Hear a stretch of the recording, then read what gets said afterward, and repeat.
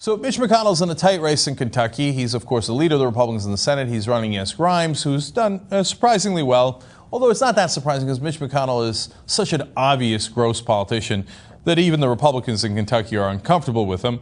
And so you get a sense from him he is Washington through and through, as you're about to find out in this story as well.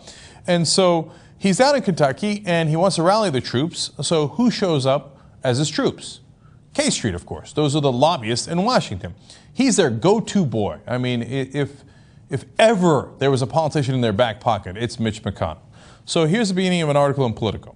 When Mitch McConnell rallied a crowd of supporters here, which is in Lexington, Kentucky, a few days before the election, familiar faces greeted him, and not just Kentuckians. Washington lobbyists, many of them former McConnell aides, were packed in among members of his current Hill staff and local volunteers at a Best Western meeting room Saturday morning to hear, quote, the boss, as many still call him, whether they still work for him or not. So who's your cavalry? Of course, lobbyists. And you got the revolving door. They used to work for McConnell. Now they work as lobbyists. Later they'll work for McConnell again. And around it goes, and they all make a ton of money, and we get hosed, right? So McConnell gave him a speech saying, hey, we've done everything we can. We bought all the ads, the TV ads, the radio ads. It's true. They have swamped the market. A lot of these Republicans, late in elections, have huge money advantages, and they're pouring them in and monopolizing the market. That's what money in politics buys you. That's why those lobbyists are so important. They bring the donor money with them. They buy all those things. One of the things is they started sending flyers. Now, get a load of these flyers. They tell people that are more likely to vote Democratic, quote, election violation notice. You say, oh my God, what the hell's going on? Am I going to be in trouble? Did I do something wrong? They say, quote, you are at risk of acting on fraudulent information. And then they go on to explain in the mailer that money in politics bought for them. Dear citizen, this document serves as a notification to you as a resident of Kentucky and a registered voter in the aforementioned Commonwealth of fraudulent information that is being deliberately spread to voters in your area. So it does two things.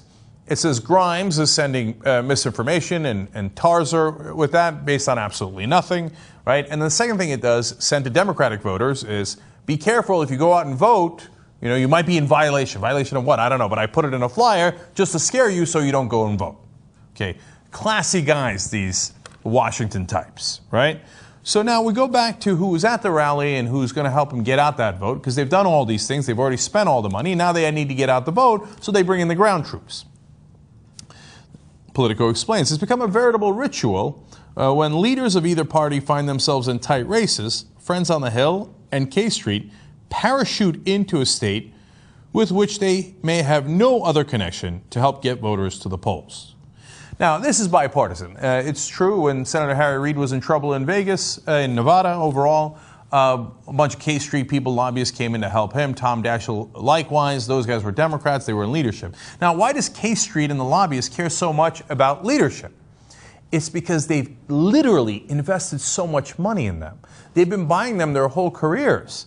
So that would be an investment that went sour, and all that money would be wasted if he's kicked out of office. Not only would he not be in leadership, he wouldn't be in office at all. We can't have that kind of wasted money. So you got to pour even more resources to make sure that he stays in that position to continue to give you favors. Now, the Democrats certainly do their fair share of that, but McConnell's the king of that. McConnell's the guy who literally sued to get more money into politics so he can take more donor money and do more things for them. But my favorite part of the article was at the end, when they mentioned how they literally even change their dress when they go from Washington to Kentucky. Look at this. Gone are the suits and ties and pearls.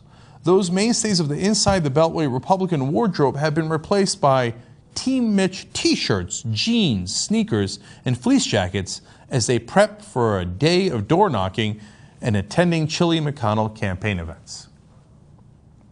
It's like their own Halloween. They get dressed up as regular folks. They put away their suits and their pearls. Let's pretend we're among the rabble.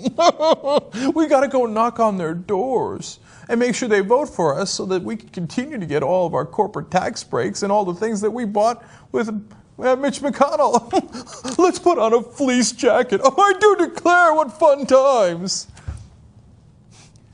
This is the grotesque state of politics in America today, where these guys literally by the politicians, and if they haven't bought enough in terms of mailers, radio ads, TV ads, online ads, they send in their cavalry, they change their outfits, put on a populist mask, literally, wear t-shirts and jeans, and go door to door pretending to be one of you.